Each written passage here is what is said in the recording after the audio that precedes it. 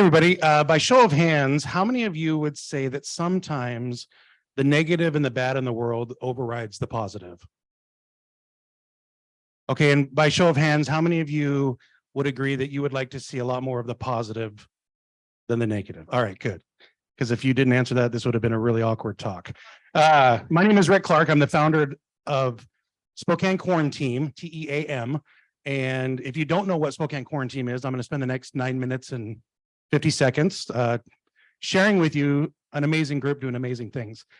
What started out as a way to help kind of in a fun way, in a safe way during a pandemic, help restaurants keep their doors open, fundraising, quickly turned into a new way that community can care about each other, a new way that community can help each other, and a brand new way that the community can come together in a really dark time and do some really good things. And so if you guys remember in March of 2020, we were all asked to stay home. That was a really weird time. I know now it's kind of easy to joke about it and talk about it, but at the time there was a lot of anxiety, there was a lot of fear, a lot of unknown stuff.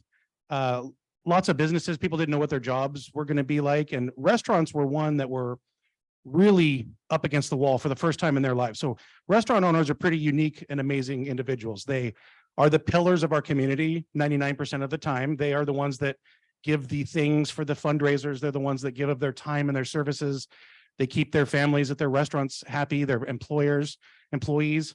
And so for the first time in their life, their backs were against the wall, because if you remember, we were not able to go out and be in the restaurants. They literally had to shut their doors and try to figure out how to continue to make money and to save their dreams. A lot of restaurant owners that I met, this was their dreams, and they were just shattering in front of them. And so we, as a nonprofit, my wife and I run Spokane, Giving Backpacks Spokane, which is started in 2015 as an outreach program. And we fill backpacks with necessities that help people living in homelessness out on the streets. And we've given out 7,000 backpacks. We were very busy. Things were going great. The pandemic hit and we were no longer able to, oh, cool. You get to see the van.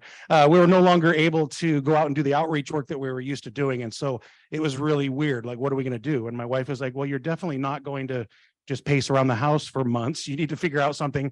You have thousands of followers online. Why don't you try to use that in a good way? And so I got this wild idea. I was like, I'm going to sit in my kitchen in my pajamas because we were asked to stay home. So that's what I lived in. And I'm going to try to raise $200. I'm going to try to buy 20 large pizzas from Pizzerita. Brian Dickman, the owner at the time, was a very big supporter of our nonprofit and always helped us. And so I thought I would love to just give him full price, act like I walked in there and just give, $200 for 20 full price pizzas. I didn't want any deals. And then I was going to have those pizzas delivered to the Hope House, which is a women's homeless shelter where my wife worked. And so I thought that'd be a really cool way to support restaurants, to feed people with food insecurities, and for us to stay home and be safe in our homes. If you guys remember, we were all trying to order food every night. Do you remember that? And after about 3 weeks, our pants weren't fitting and it was getting tough. Like, I can't support all of this on my own. And so I thought there's enough people out there, we could maybe combine our money. And so I was just trying to raise $200. The first night we raised $496 in 15 minutes. I did a really awkward live video, super awkward. And what's really cool about the internet is it's still out there, so you can go watch it.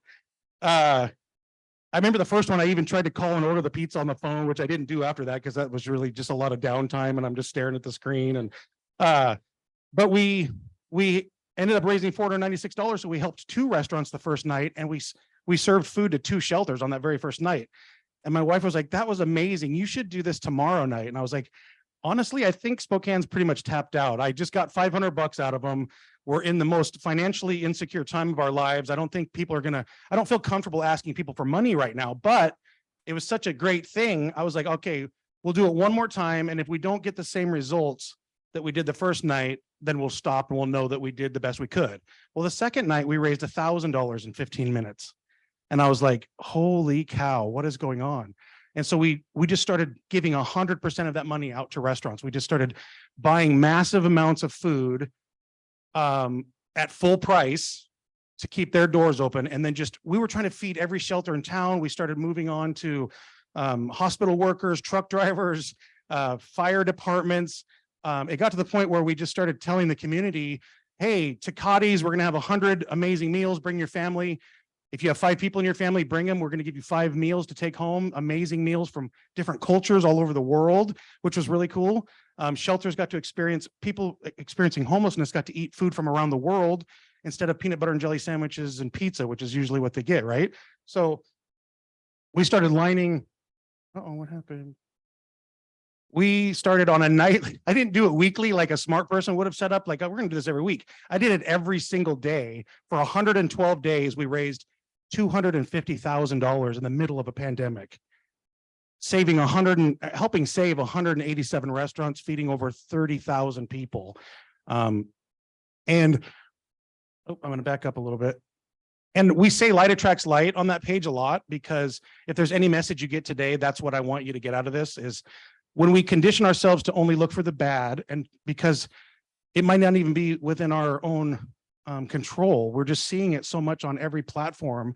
Pretty soon you just start to expect the bad, and then pretty soon you're isolated and you're alone, and your thoughts are not where they used to be and stuff like that. And so we've learned that, this was great raising tons of money, but I wanted to get back once the pandemic was over and the regulations were lifted. I wanted to get back out to the real world, and I had a nonprofit to run. I was wanting to finish my master's here at Gonzaga.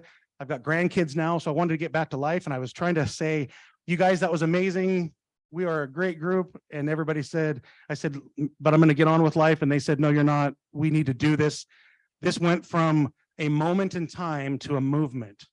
And that's extremely important to think about, because it took me a long time. I had to sit and really think about, do I want to close the doors on something that's amazing like this? We have 40,000 members that roll up their sleeves every day.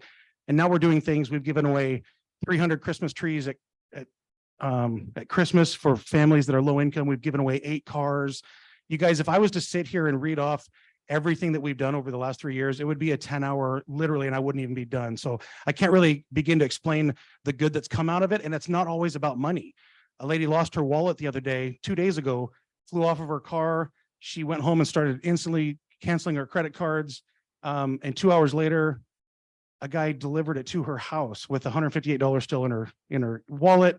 Those things are being shared on there. And that's not me asking you for donations. That's just good stuff in the world happening. If there can be pages like Spokane News with 240,000 members, and every 3 minutes they're telling us who broke their leg, who got in a car wreck, who's been stabbed. If that can happen, then why can't we have a page that shows, hey, somebody brought a wallet back, somebody took care of another person, right? So Spokane Tweaker Blast, it's a page of thousands of people. You guys might have family and friends. Some of you may privately be in that group. And all they do is take pictures and videos of people who are high or drunk or going through a mental crisis, and they share it so that people can make fun of people. And so imagine your mom is going through a mental health crisis. Someone videotapes her so that the world can go and make fun of her. We're not 5 years old. We are not in kindergarten anymore, you guys. We are grown ass, excuse my French, adults.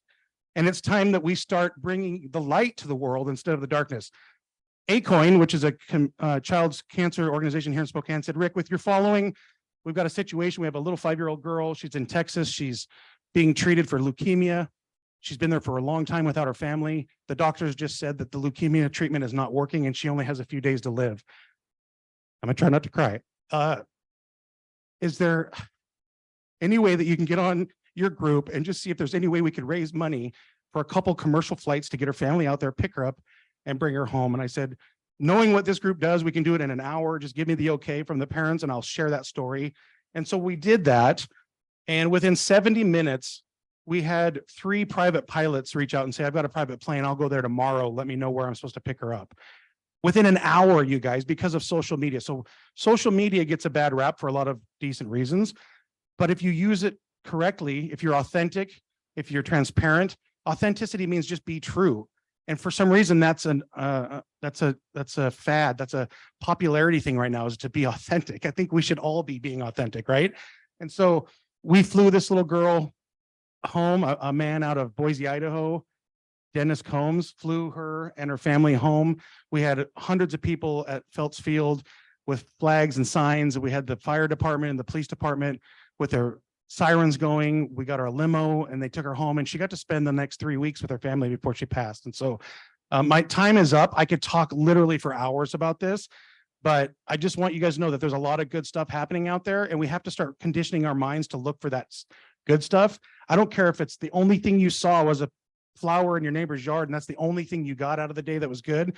Recognize that as good and start to hold those things dear to you, because pretty soon those good things will start to just pop up, and pretty soon your whole life is full of good and it's not full of the negative. And we have to do that now because the pandemic isolated a lot of people. And so it's really important that we now go out and share the light. So thank you so much.